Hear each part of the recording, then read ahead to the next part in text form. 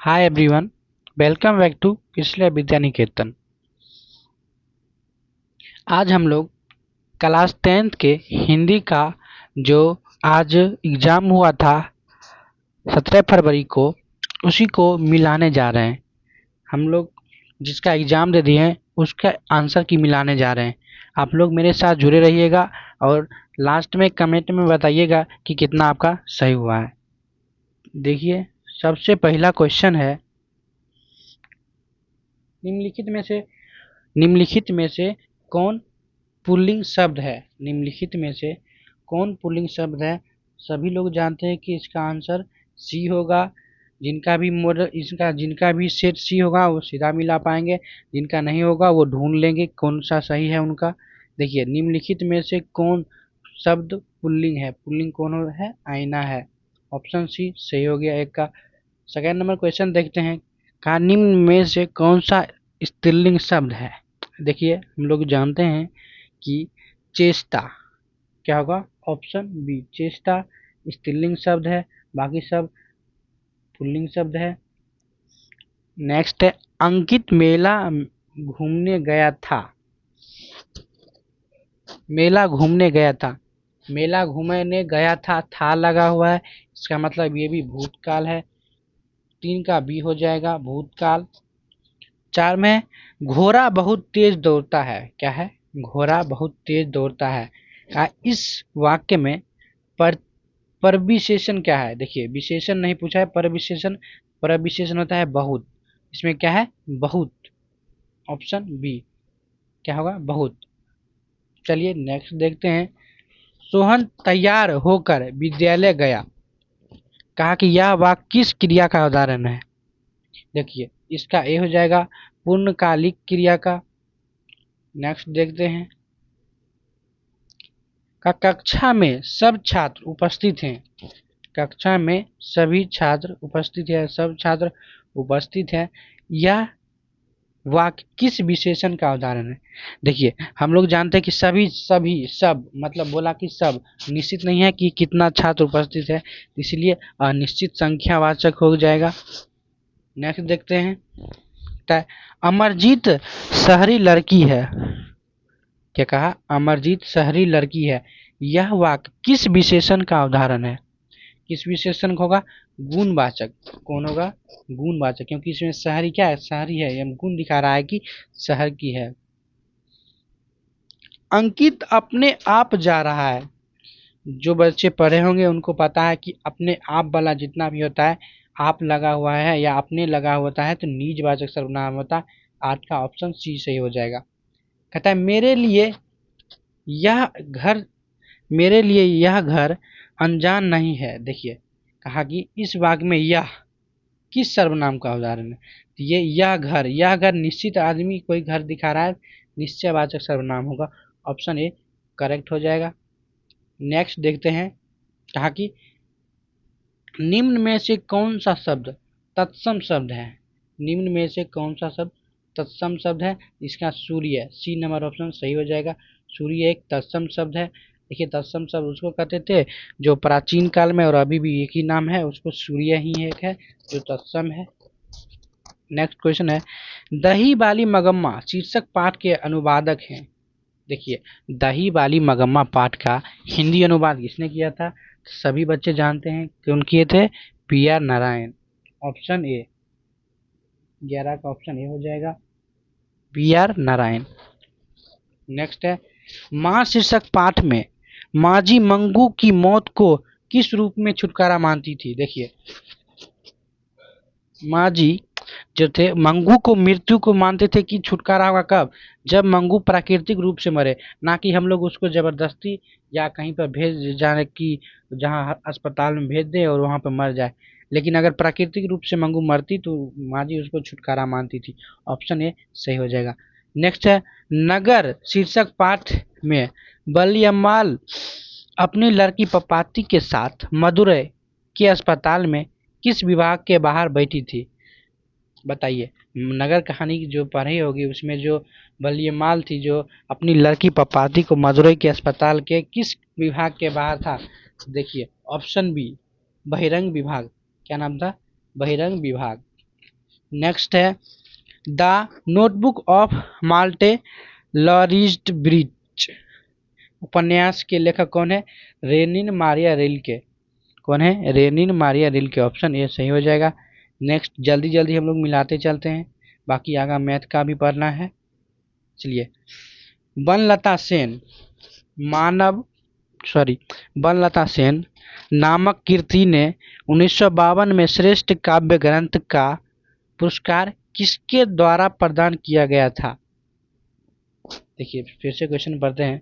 बनलता सेन नामक कृति को 1952 में श्रेष्ठ काव्य ग्रंथ का पुरस्कार किसके द्वारा प्रदान किया गया था? इसका ऑप्शन बी हो जाएगा, ऑप्शन सी हो जाएगा, निम्नलिखित बंग रविंद्र साहित्य सम्मेलन द्वारा। नेक्स्ट क्वेश्चन है, कविताओं की चर्चित श्रृंखला कवि ने कहा से निम्न में से कौन सा शीर्षक कविता ली गई है?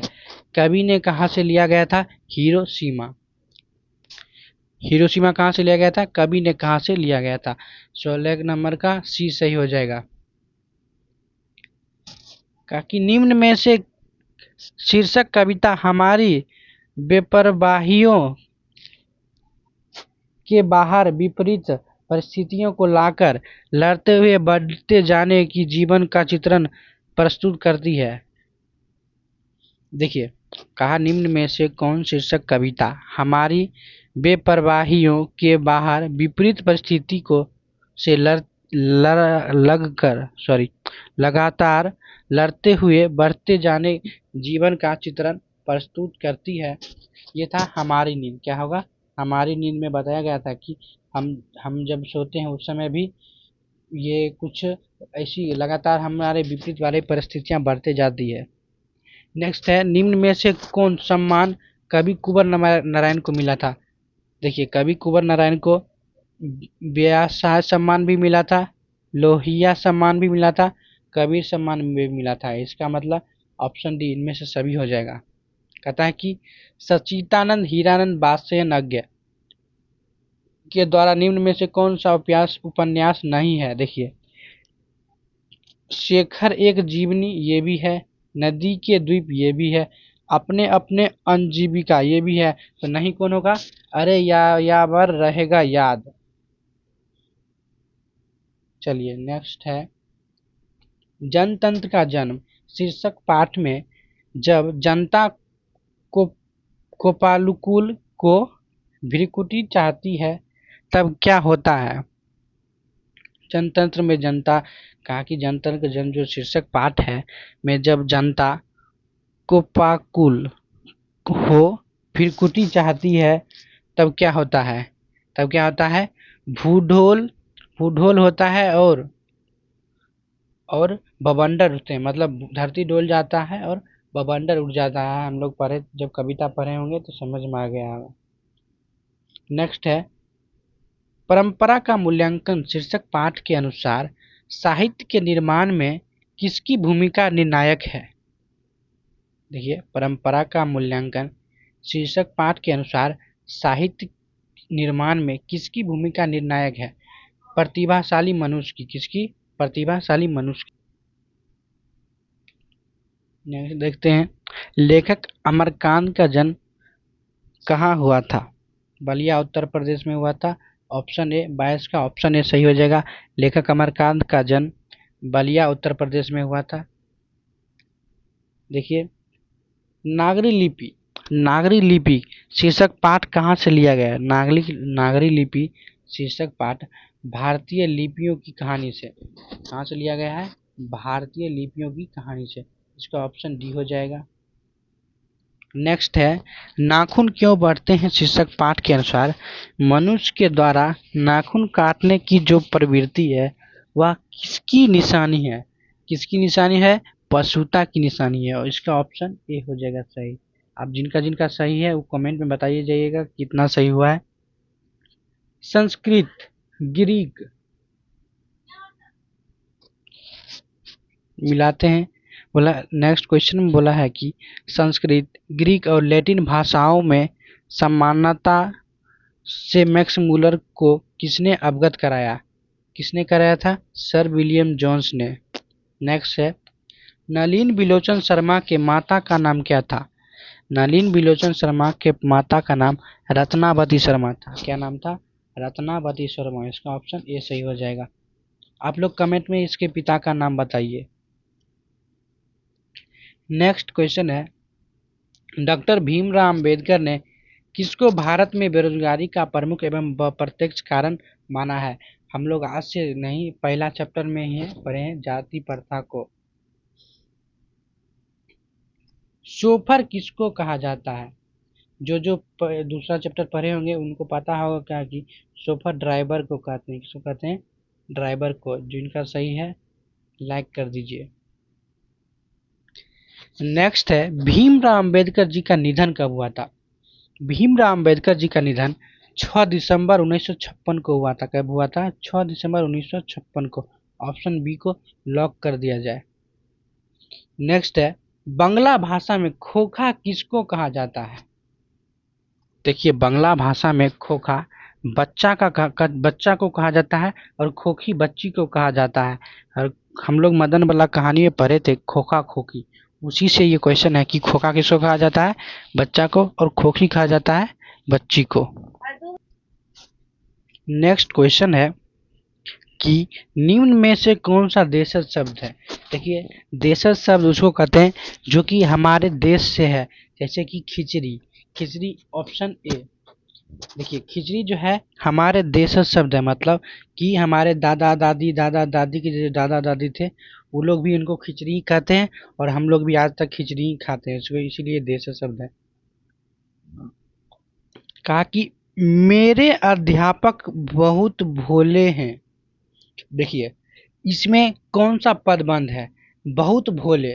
कहा कि बहुत भोले में कौन सा पद बंद है? जानते हैं कि इसमें विशेषण पद बंद है। देखिए, विशेषण पद बंद इसलिए है क्योंकि इसमें बहुत भोले, इनका विशेषता बताया गया। भोला तो है ही किए, लेकिन बहुत भोले हैं। ठीक, चलिए सही हो, आपका सही होगा, आशा करते हैं। नेक्स्ट है, दीपावली किस संज्ञा का उदाहरण है? देखिए, दीपावली हो गया, होली हो गया, कोई भी त्योहार का नाम आता है तो एक होता है, मतलब कि किसी प्रॉपर का होता है। हम लोग पढ़े हैं व्यक्तिवाचक संख्या पढ़े हैं, इसीलिए ऑप्शन क्या हो जाएगा? ए, व्यक्तिवाचक संज्ञा। चलिए आगे देखते हैं। कहा निम्न में से कौन जातिवाद संज्ञा का उदाहरण है? देखिए, चांदनी चौक, लड़कपन, रूसी। देखिए, चांदनी चौक कहीं एक जगह होगा, लड़कपन एक संज्ञा है, लेकिन ये जातिवाचक संज्ञा पूछा है। देखिए, जातिवाचक संज्ञा ऐसा होगा, प्रोफेसर होगा। देखिए, प्रोफेसर में कोई छोटा भी हो सकता है, बड़ा हो सकता है, कोई लंबा होगा, कोई बौना होगा, लेकिन प्रोफेसर में जो है सब प्रोफेसर का नाम आ गया, मतलब जातिवाचक का उदाहरण हो गया।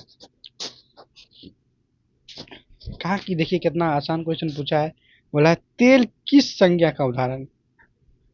हम लोग भी जानते हैं, आप भी जानते हैं कि तेल सीधा सीधी हो जाता है द्रववाचक संज्ञा। कौन सा हो जाएगा? द्रववाचक संज्ञा। नेक्स्ट है, कहा निम्न में से कौन कर्मवाच्य का उदाहरण है? देखिए, कर्मवाच्य मतलब कि कर्म किस में होगा? बोला है कि अंजलि के द्वारा रोटी पकाई गई है। Option C. देखिए, अंजलि जो है वो रोटी पका रही है, मतलब काम कर रही है, कर्म कर रही है। ठीक, और आप लोग खाइए। आजीवन किस समास का उदाहरण है? देखिए, आजीवन, देखिए आ, उसमें उपसर्ग लगा हुआ है आ, और जीवन। देखिए, हम जब पढ़े हैं कि आ जिसमें होता है वो अव्ययी भाव समास है, मतलब कि इसमें जो भी उपसर्ग लगा होता है, शुरू में जो कोई भी अव्यय लगा होता है वो अव्ययी भाव समास होता है। ऑप्शन बी सही हो जाएगा। नेक्स्ट देखते हैं, नरेश। देखिए, नर जोर ईसा, सीधा सीधी याद है, नर जोर ईसा नरेशा। जब संस्कृत में पढ़ेंगे तो नरेशा दे देता है, और हिंदी में नरेश, नर जोर ईश दे दिया है, नरेश दे दिया है। ऑप्शन सी सही हो जाएगा। बोला नर जोर ईश का संधि विच्छेद क्या होगा? तो नरेश होगा। नेक्स्ट है, धरती कब तक घूमेगी शीर्षक पाठ मूल रूप से किस भाषा में लिखी गई है? देखिए, धरती कब तक घूमेगी, हम लोग जानते हैं कि धरती कब तक घूमेगी राजस्थानी भाषा में। वहाँ के धरती कब तक घूमेगी में जो सीता थी, वहाँ उसका जो तीन पुत्र था, ये सब कहानी में पढ़े हैं, उसमें पता है कि राजस्थानी कहानी में था और उसका हिंदी अनुवाद लेखक स्वयं किए थे। नेक्स्ट है माँ शीर्षक पाठ के लेखक हैं, बताइए माँ शीर्षक कहानी के लेखक कौन है? माँ शीर्षक पाठ के लेखक ईश्वर पेटलीकर जी हैं। कौन है? ईश्वर पेटलीकर जी। नेक्स्ट क्वेश्चन पूछा है द का उच्चारण स्थान कौन सा होगा? हम लोग जानते हैं त थ द ध ये सब का सब दंत से होगा, इसका उच्चारण स्थान क्या होता है? दंत होता है। चलिए नेक्स्ट देखते हैं, कहता है कि इनमें से कौन दंतोष्ठ ध्वनि है? देखिए दंतोष्ठ मतलब दांत और ओष्ठ दोनों को मिलाकर बोला जाता है, वो कौन सा होगा? दंतोष्ठ होगा। ऑप्शन डी सही हो जाएगा, वो दंतोष्ठ। कहा कि ई का उच्चारण स्थान बताइए, बताइए दीर्घई का उच्चारण स्थान होता है तालु। क्या होता है? तालु। Option B. नेक्स्ट कहा गया है छंद शास्त्र में दीर्घ मात्रा को क्या कहते हैं? कहा छंद शास्त्र में दीर्घ मात्रा को क्या कहते हैं? छंद शास्त्र में दीर्घ मात्रा को गुरु कहते हैं, लेकिन ऐसा क्वेश्चन नहीं पूछना चाहिए था बोर्ड में, कहाँ से छंद शास्त्र पूछ लिया बच्चा को। निम्न में से कौन अल्पप्राण व्यंजन है? देखिए अल्पप्राण किसको किसको कहते हैं? जो 1 नंबर पे होता है, जो 3 नंबर पे होता है और जो 5 नंबर पे होता है। इसमें देखिए ये 2 नंबर का है, ये भी नहीं होगा, ये भी नहीं होगा, ये भी नहीं होगा, तो कौन सा होगा? ये होगा, क्योंकि ये 1 नंबर पे है, अल्पप्राण कहते हैं। चलिए नेक्स्ट देखते हैं, कहा कि निम्न में से किसे द्विमात्रीय स्वर कहा जाता है? देखिए द्विमात्रीय स्वर कहते हैं, देखिए एक होता है हरस्वर, एक होता है दीर्घ स्वर। हरस्वर में होता है हर्षहि, हर्षहु, री, इस प्रकार का। लेकिन दीर्घ स्वर में क्या होता है कि इसमें 2 मात्रा का समय लगेगा, इसीलिए कहा कि इसको जिसमें द्विमात्रीय समय लगता है, जैसे दीर्घही होता है, आ हो गया, दुर्गहु हो जाता है, इस प्रकार का ये दीर्घ स्वर हो जाता है। चलिए नेक्स्ट देखते हैं, नाद की दृष्टि से जिन व्यंजनों वर्णों के उच्चारण स्वरतंत्रीय या झंझकृत होती है उन्हें क्या कहते हैं? उसे घोष वर्ग कहते हैं। क्या कहते हैं? घोष वर्ग। कहता है कि केवल मुंह से बोले जाने वाले स्वर वर्णों को क्या कहते हैं? देखिए जो केवल मुंह से बोला जाएगा उसे निर अनुनासिक कहते हैं। ऑप्शन ए सही हो जाएगा। नेक्स्ट देखते हैं कि निम्न में से अंतस्थ व्यंजन कौन कौन सा है? अंतस्थ में य, र, ल, वो ये सब अंतस्थ होता है, तो इसमें ल आया है, ऑप्शन ए सही हो जाएगा। नेक्स्ट है निम्न में से कौन सा उष्ण व्यंजन है? निम्न में से कौन सा उष्ण व्यंजन है? देखिए उष्ण व्यंजन होता है तालम्ब स, मूर्धन्त स और दंत स। इसमें से एक मूर्धन्त स आया है, एक हाँ भी होता है, देखिए मूर्धन्त स आया है, ऑप्शन ए सही हो जाएगा। नेक्स्ट है कवि सुमित्रा नंदन पंत ने भारत माता का कैसा चित्र प्रस्तुत किया? यथार्थ चित्र प्रस्तुत किए। कैसा किए थे? यथार्थ चित्र। नेक्स्ट है कवि बद्री नारायण चौधरी प्रेम घन के अनुसार किस वृत्ति को विकार चारों ओर हुआ है? सॉरी, किस वृत्ति का विकास चारों ओर हुआ है? तो दास वृत्ति का, किसका? दास वृत्ति का विकास चारों ओर हुआ है, ऑप्शन ए सही हो जाएगा। नेक्स्ट है कवि घनानंद के अनुसार प्रेम का सिद्धांत है। देखिए कवि घनानंद के अनुसार प्रेम का सिद्धांत क्या कहता है कि एक निष्ठा और पूर्ण समर्पण। देखिए कैसा होना चाहिए? एक निष्ठा और पूर्ण समर्पण होना चाहिए। नेक्स्ट देखते हैं कवि रसखान ने पाठित पाठ में कृष्ण राधा प्रेम युगल रूप का वर्णन किए हैं। क्या किए थे? दोहा सुर, देखिए किए थे, किया दोहा सुर ठा में, ऑप्शन सी सही हो जाएगा। आप लोग सिर्फ आंसर मिलाने पर ध्यान दीजिए, कितना सही है कमेंट में बता दीजिएगा। क्या, हरस शोकते रहे निहारो, नाही मान अपमाना, कहाँ का है? जो नर दुख को दुख नहीं माने, ऑप्शन सी हो जाएगा। देखिए हम लोग पढ़े थे कि जो नर दुख को नहीं दुख नहीं माने, ये वाला मैं बताया था कि हरस शोक तय रहे निहारो, ना मान अपमाना, नहीं उसको शोक से मतलब है, नहीं खुशी मिलता है, और ना ही मान अपमान से कोई दिक्कत होता है। यह है जो नर दुख को नहीं, जो भी ये मारे होंगे उनका गलत हो जाएगा। मिलाते चलिए। महात्मा गांधी का सबसे बड़ा हथियार क्या था? महात्मा गांधी का सबसे बड़ा हथियार अहिंसा और सत्याग्रह था। क्या था? अहिंसा और सत्याग्रह। नेक्स्ट देखिए, नौबत खाने में इबादत शीर्षक पाठ के अनुसार काशी किसके स्वर पर जगती है? देखिए, नौबत खाने में इबादत शीर्षक पाठ के अनुसार काशी किसके स्वर पर जगती है? काशी का नाम आते ही याद आना चाहिए कि उसमें संगीत कला का भंडार था। ऑप्शन बी सही हो जाएगा।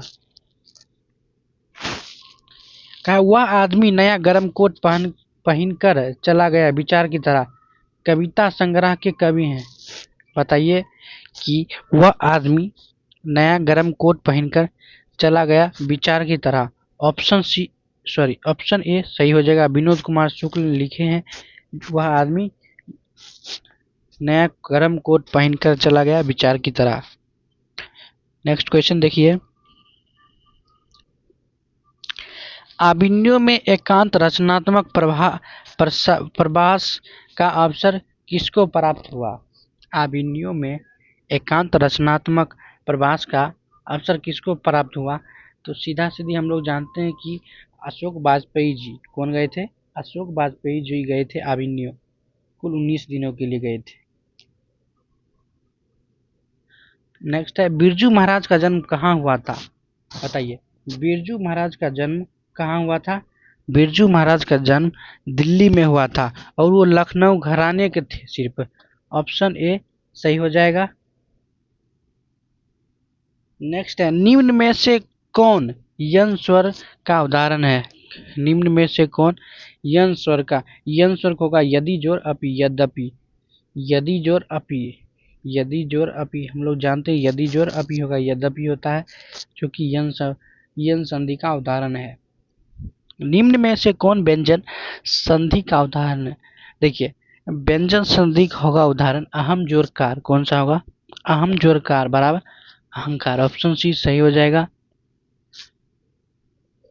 सॉरी ऑप्शन सी मार दीजिएगा, जिनका जिनका सही है उनका सही हो जाएगा। आप लोग वीडियो चैनल पर नए आए हैं तो एक बार सब्सक्राइब जरूर कर दीजिए। हम लोग इसी प्रकार हर बार मिलाते जाते हैं क्वेश्चन को। चलिए, निम्न में से कौन विसर्ग संधि का उदाहरण है? देखिए, विसर्ग संधि का उदाहरण ऑप्शन ए हो जाएगा। क्या हो जाएगा? Option A. देखिए कैसे होगा, देखो निह जोर छल, हम लोग पढ़े थे, जो जो पढ़े होंगे हमसे उनको पता होगा, निह जोर चल, निश्चल हो जाता है। यही है विसर्ग संधि का उदाहरण। नेक्स्ट है, जब एक व्यंजन अपने समान अन्य व्यंजनों से मिलता है तब उसे क्या कहते हैं? उसको कहते हैं द्वत्व। क्या कहते हैं? द्वत्व कहते हैं, द्वत्व। ऑप्शन बी सही हो जाएगा।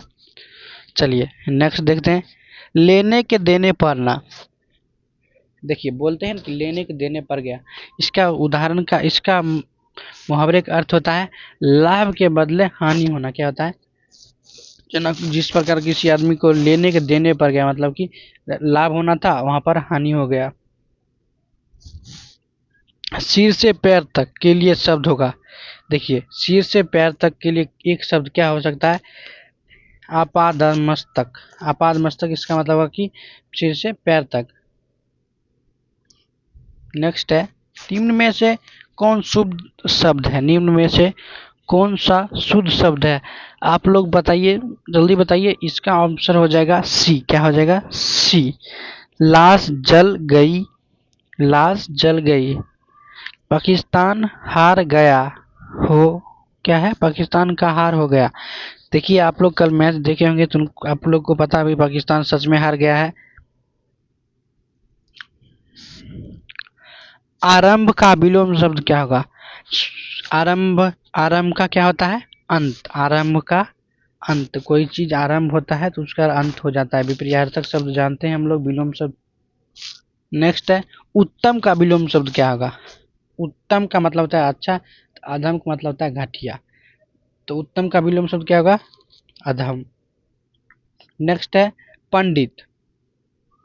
पंडित का मूर्ख, मिलाइए जल्दी से। देखिए पंडित का विलोम क्या होगा? पंडित का विलोम हो जाएगा मूर्ख। कोई अगर आदमी पंडित है तो बहुत ज्ञानी है, इसका मतलब उसका विलोम क्या होगा? मूर्ख हो जाएगा। परिवर्तन में कौन सा उपसर्ग है? देखिए परिवर्तन में परि उपसर्ग है। क्या है? परि। Option A. जिनका जिनका सही है लाइक कर दीजिए एक बार।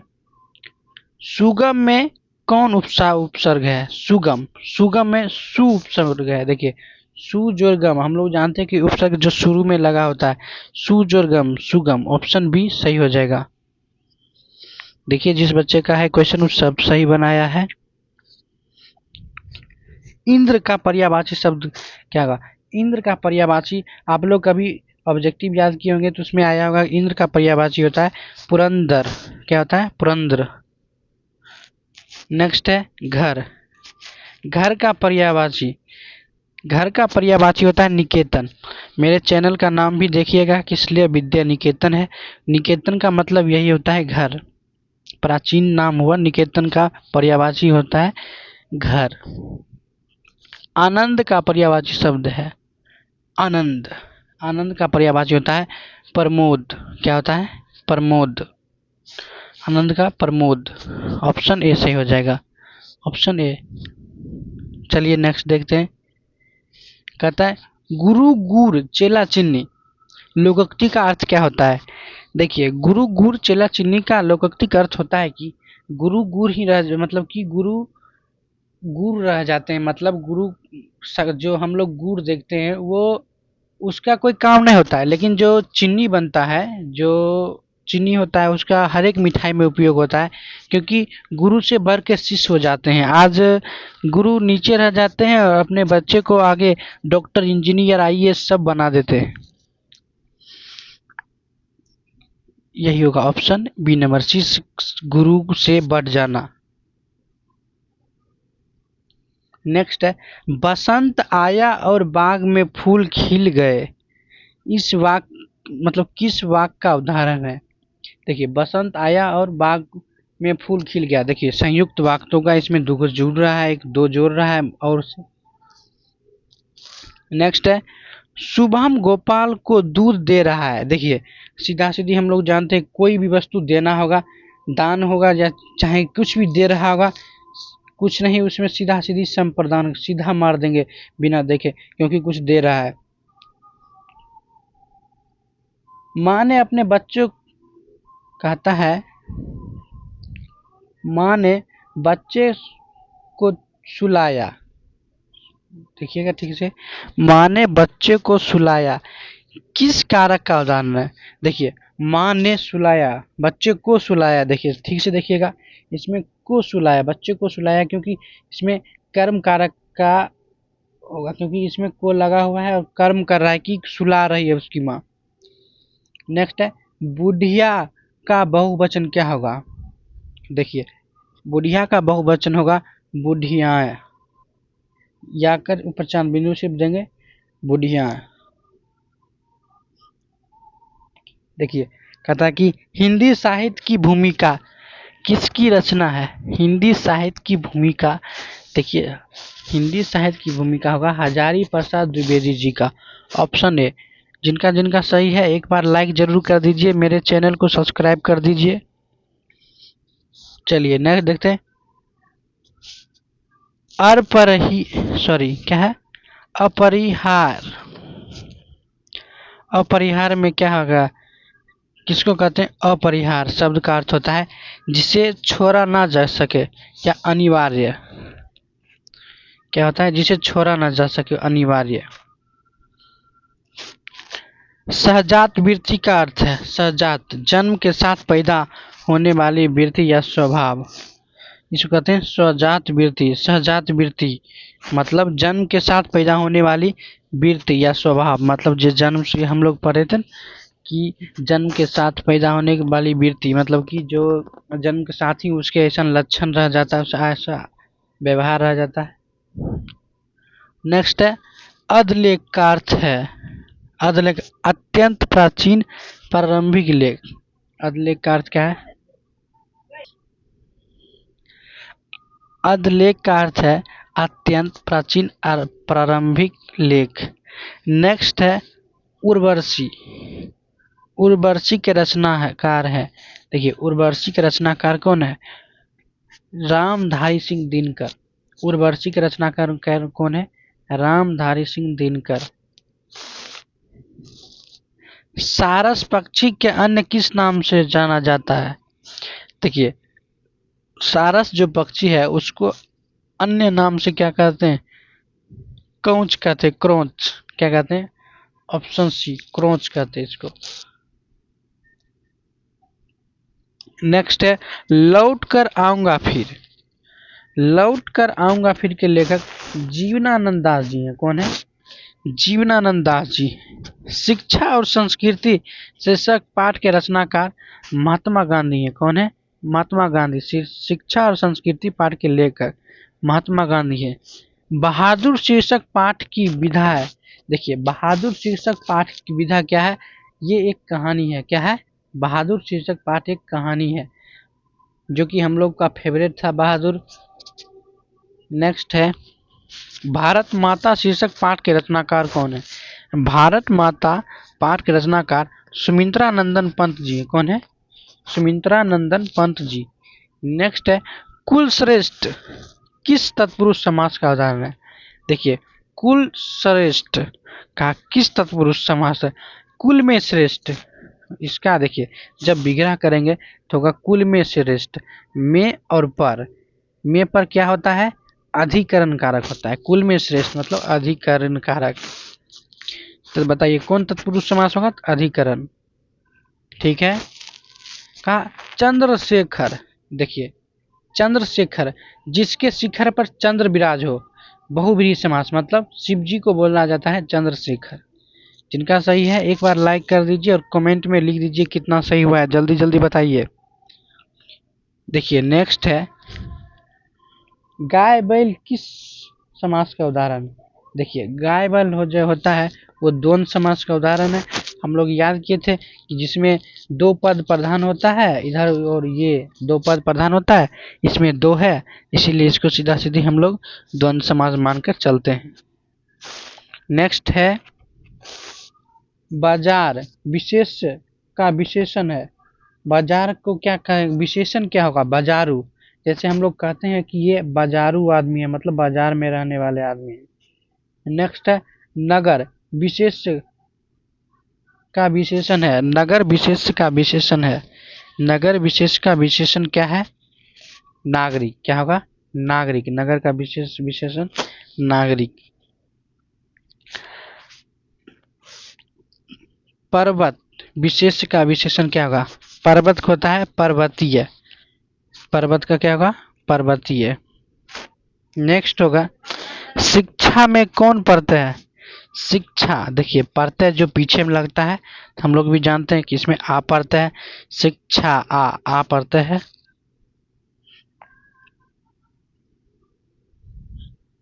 देखिए शिक्षा में आ पढ़ता है। नेक्स्ट है डाकू। डाकू में कौन सा पढ़ता है? ऊ पढ़ता है दुर्गहू वाला। ये देखिए दुर्गहू है, इसका ऊ पढ़ता है। नेक्स्ट है हसूर। हसूर का में कौन सा पढ़ता होगा? ओर पढ़ता होगा। ओर, हसूर में ओर पढ़ता होगा। ऑप्शन ये सही हो जाएगा। नेक्स्ट देखिए लास्ट बचा है अवकाश में कौन सा उपसर्ग है? अवकाश, ध्यान सुनिए उपसर्ग पूछ रहा है। अब जो शुरू में होगा देखिए अब अब जो काश, अब जो है ये उपसर्ग होगा। ऑप्शन 100 का 100 ऑब्जेक्टिव हम लोग देख लिए हैं। देखने के लिए बहुत बहुत धन्यवाद। और आप लोग चाहते हैं इसी प्रकार आप मेरा वीडियो देख सके तो आप एक बार सब्सक्राइब जरूर कर ले और कमेंट में ज़रूर बताएं कि कितना सही हुआ है। अगर सब्जेक्टिव भी देखना चाहते हैं तो एक बार कमेंट में हाई लिख दे, हम सब्जेक्टिव बना अगला वीडियो में डाल देंगे। चलिए मिलते हैं नेक्स्ट वीडियो में, तब तक के लिए बेस्ट ऑफ लक। एग्ज़ाम ठीक से दीजिए।